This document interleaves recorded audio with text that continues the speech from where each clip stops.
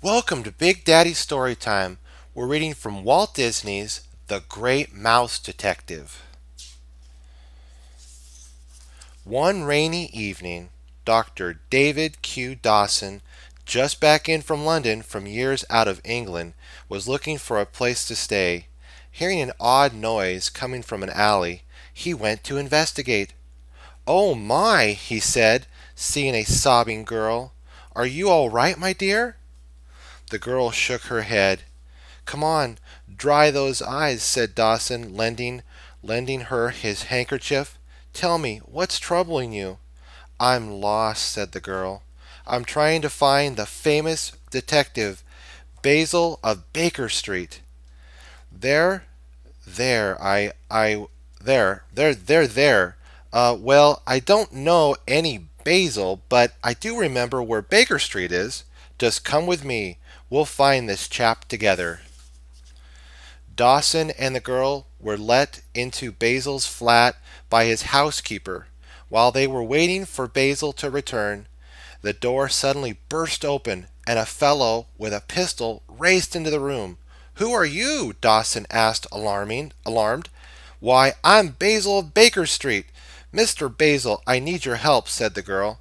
"Not right now," said Basil. "I'm in the midst of chasing the most fiendish criminal in England."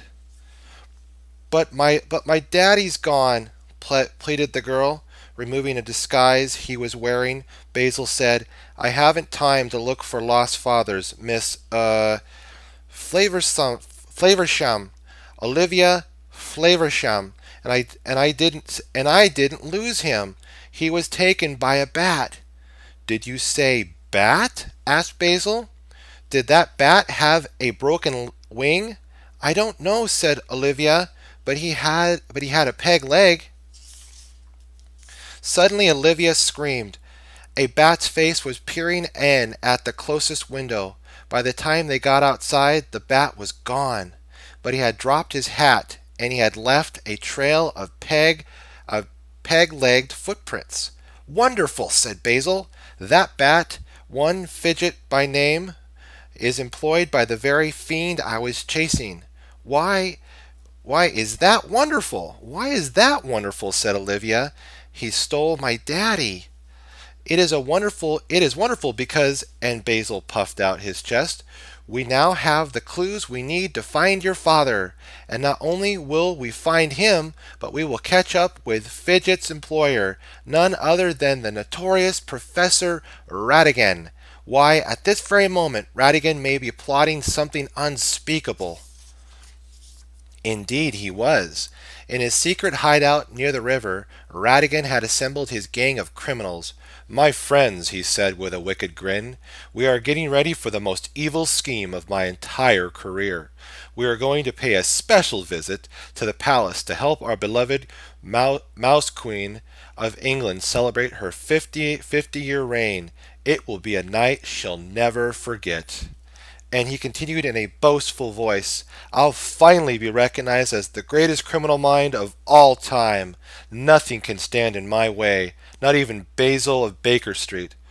"Boo! Hiss!" shouted the gang members at the mention of Basil's name.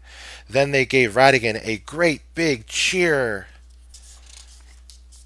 Somebody else was at Radigan's hideout too, but not by choice. In a lonely prison cell sat Olivia's father, surrounded by doll parts and gears. Suddenly the door opened and an unwelcome visitor popped his head in. "Quite a scheme, eh, Flavisham?" said Radigan, and such an important part for a toy maker to play." "The whole thing is monstrous," said Flaversham. "Well, think what you may," sneered Radigan, "but finish your job in time, or else." "Or else what?" Flaversham gulped. "Just in case you have second thoughts, I've taken the liberty of having your daughter brought here." "Not Olivia!"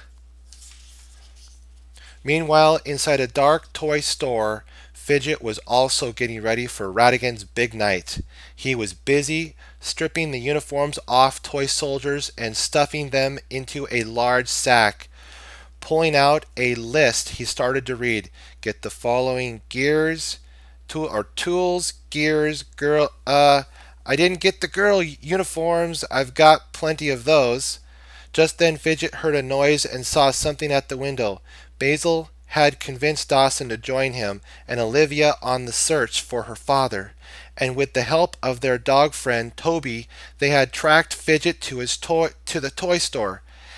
Gotta hide out. Gotta hide, said Fidget to himself, dropping the list. In the toy store were hundreds of toys.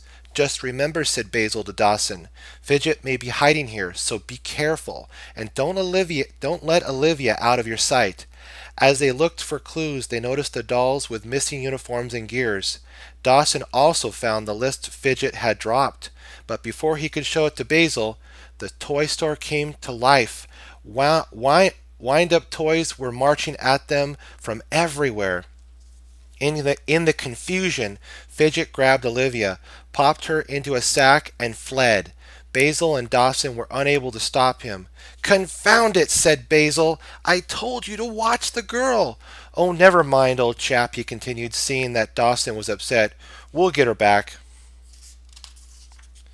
Examining Fidget's list and discovering it had been soaked in river water, Basil figured it must have come from the river front. Disguised as sailors, he and Dawson were able to locate Radigan's hideout. In the darkness, they were suddenly blinded by bright lights. A huge "Welcome, Basil" banner unfurled, and they were surrounded by Radigan's gang yelling, "Surprise! With your disguise, I could hardly I with your disguise I would have hardly knew you. Or, no, with your disguise I would hardly knew you. The greatest detective of all Mousdom," said Radigan with an evil laugh. "I'm so glad Fidget dropped that list. Otherwise I might have missed the pleasure of your company." "Radigan, I'll see you in jail yet," said Basil. "You did seem to understand." "I've won," said Radigan, laughing even harder. With Basil and Dawson tied to an elaborate trap and Olivia corked up inside a bottle, Radigan inspected the large package that held Flavesham's invention. "Flaversham," he said, "let me congratulate you on a superb job. I'm sure the Queen will be delighted with my gift." Then Radigan kissed his pet cat, Felicia. "Goodbye, my little rosebud," he said. "Daddy will see you again." And she padded off towards the palace, carrying Radigan's gang on her back. They were dressed in the uniforms from the toy store and ready to carry out Radigan's evil plan. To Basil and Dawson, Radigan bid farewell. "It was my fond hope to stay and witness your final scene," he said, "but I cannot keep the Queen waiting." At the palace, the Mouse Queen of England was waiting to address her subjects. Fidget appeared with a note. "To our beloved Queen this gift we send, as her 50-year reign comes to an end." And then the gift was unwrapped, a life-size mechanical double of the Queen. "My goodness," said the real Queen with alarm, as the doll began to move, and then she fled right into the arms of Professor Radigan. With the real Queen tied up, Flaversham was forced to imitate her voice as the mechanical Queen doll addressed her subjects. "On this occasion we are here to honor not only my 50 years as Queen, but someone of truly noble stature. I present you a statesman among mice, a gifted leader, a crusader for justice, freedom, and truth, and my new royal consort, Professor Radigan." The audience drew back in horror and disbelief. "Thank you, Your Majesty," said Radigan. "Now I have a few suggestions for running the country. Item 1. Anyone who disagrees with me about anything will be gotten rid of. Item 96. Radigan continued, "There shall be a heavy tax against the elderly, the sick, and especially the little children."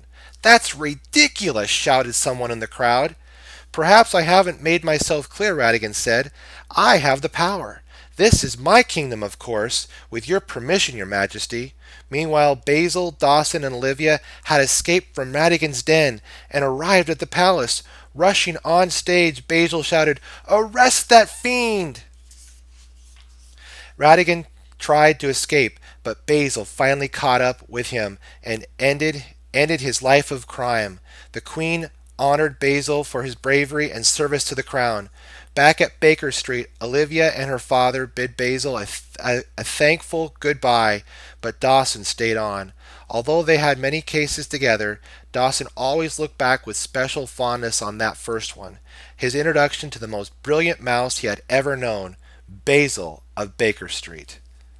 Thank you so much for listening to me on this. We have learned that indeed we have been created with a wonderful mind to investigate, to find truth amidst a case. And this is what the great mouse detective has taught us, to use your mind to its fullest capabilities. Thank you so much again.